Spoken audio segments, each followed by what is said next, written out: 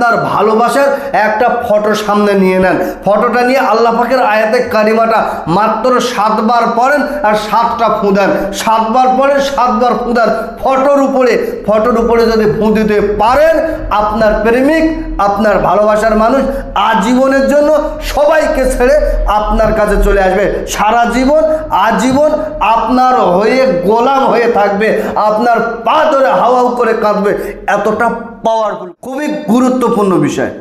বর্তমান যে বিষয়টা চারিদিকে ছেয়ে গেছে, বহু মানুষ তারা কমেন্ট করেন, বহু মানুষ তারা ফোন করেন, বহু মানুষ তারা আমার চেম্বারে আসেন, এসে একটাই কথা বলেন, হুজুর আমি আমার অন্তর থেকে ভালোবাসি, হুজুর আমি অনেক ভালোবাসি, কিন্তু সে আমাকে ভালোবাসে না। সে আমাকে এতদিন ভালোবেসেছিল, আমার কাছে টাকা পয়সা অর্থ সম্পদ নিয়েছে, কিন্তু এখন সে আমার থেকে দূরে সরে গিয়েছে, হুজুর আমি কি করব? কাজ হবে?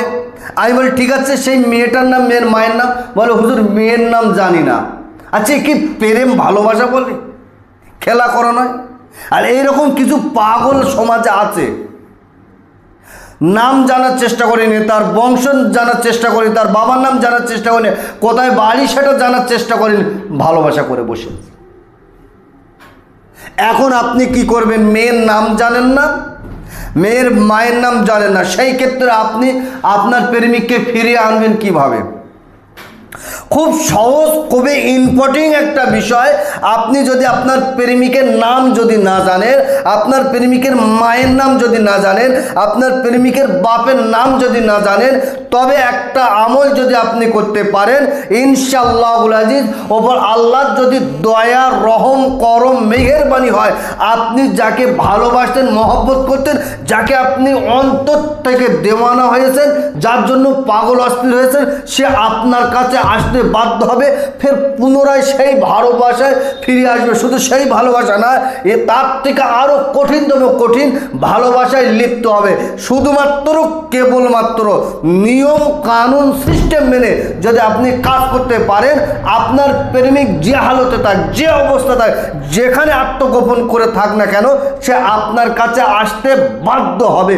সে যদি জীবত থাকে, যদি কবরের ভিতর লুকিয়ে থাকে, কবর থেকে উঠে আসতে বাধ্য হবে। এতটা ইম্পর্টেন্ট, এতটা পাওয়ারফুল কাজ। কারণ তাম পৃথিবীর শক্তি যেখানে শেষ, সেখান থেকে আল্লাহ পাকের কালামের শক্তি সেখান থেকে শুরু।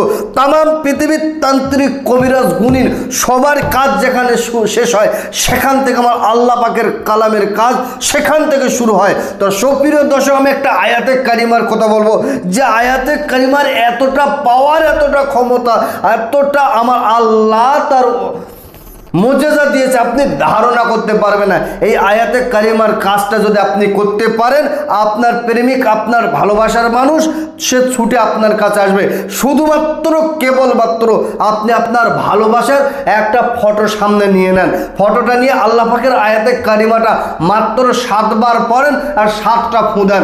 7 বার পড়েন, 7 বার ফু দেন ফটোর উপরে যদি ফু দিতে পারেন, আপনার প্রেমিক, আপনার ভালোবাসার মানুষ আজীবনের জন্য সবাইকে ছেড়ে আপনার কাছে চলে আসবে। সারা জীবন আজীবন আপনার হয়ে গোলাম হয়ে থাকবে, আপনার পা ধরে হাওয়াও করে কাঁদবে। এতটা পাওয়ারফুল কাজ। তবে কাজটা খুব সহজ মনে হচ্ছে না, প্রত্যেকটা আয়াতকে আপনার সাধনা করতে হবে, তার মুআক্কেলকে আপনার হাসিল করতে হবে।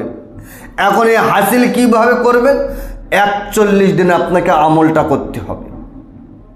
আমি একটা কেতাব না, বহু কেতাব থেকে এই আয়াতে কারিমার বহু রকম তদবির আমি দিয়েছি, বহু রকম আমল আমি দিয়েছি। সুপ্রিয় দর্শক, স্ক্রিনের উপরে দেখেন আয়াতে কারিমা তুলে দিচ্ছি। বিসমিল্লাহির রহমানির রহিম। ইউহিব্বুনাহুম কাহুব্বিল্লাহ ওয়াল্লাযিনা আমানু আশাদ্দু হুব্বাল লিল্লাহ। এই আয়াতে কারিমা কতটা পাওয়ার, কতটা ক্ষমতা আপনি ধারণা করতে পারবেন না। 41 দিন 5 ওয়াক্ত নামাজ পড়ে, সত্য কথা, হালাল খাদ্য খান, নদীর কিনারায় যান। সবাই যখন ঘুমাবেন, নদীর কিনারায় গিয়ে এই আয়াতে কারিমাটা মাত্র 1000 বার পড়েন। আউযুবিল্লাহি মিনাশ শাইতানির রাজিম। বিসমিল্লাহির রহমানির রহিম। ইউহিব্বুনাহুম কাহুব্বিল্লাহ ওয়াল্লাযিনা আমানু আশাদ্দু হুব্বাল লিল্লাহ। কতবার? 1000 বার। মুখে মিষ্টি, গায়ে সুগন্ধি আতর যখন আপনি পড়বেন, মনে করেন আপনার প্রেমিক, আপনার ভালোবাসার মানুষ নদীর কিনারায় আপনার জন্য অপেক্ষা করছে, আপনার জন্য ওয়েট করছে। এরকম মনোভাব চিন্তা ভাবনা নিয়ে আপনি এই আয়াতে কারিমাটা 41 দিন আমল করেন। এখন 41 দিন আমল করবেন, একদিন যদি ছুটে যায় গোড়াইতে 41 দিন। দ্বিতীয় নাম্বার পয়েন্ট, এই 41 দিন মাছ গোশ খাবেন না, নিরামিষে খাবেন। সত্য কথা, হালাল খাদ্যকে আপনি এই আমলটা করে আপনি ফটোর উপরে ফুঁক দিয়ে দেখেন, কেরামতিটা দেখেন। যত দূরে থাক, যে হালতে থাক, আপনার কাছে আসতে বাধ্য হবে। তো সুপ্রিয় দর্শক, আজকের ভিডিওটা লম্বা চড়া নয়, তবে বলে রাখি, অবৈধভাবে নাজায়েজ ক্ষেত্রে করলে আপনি গুনাহগার হবেন। তবে কাজটা করার জন্য অনুমতি নিয়ে কাজ করবেন। সে আপনার পীর, আপনার ওস্তাদ, আপনার গুরু, তার কাছ থেকে অনুমতি নিয়ে কাজ করবেন।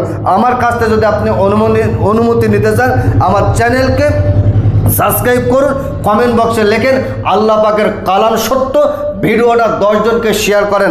আমি আমার অন্তর থেকে আপনাকে অনুমতি দিচ্ছি। তো সুপ্রিয় দর্শক, আজকের ভিডিওটা এই পর্যন্ত সমাপ্ত করছে। ভালো থাকবেন, সুখে থাকবেন, শান্তিতে থাকবেন, আমার জন্য দোয়া করবেন। আসসালামু আলাইকুম ওয়া রাহমাতুল্লাহি ওয়া বারাকাতুহু।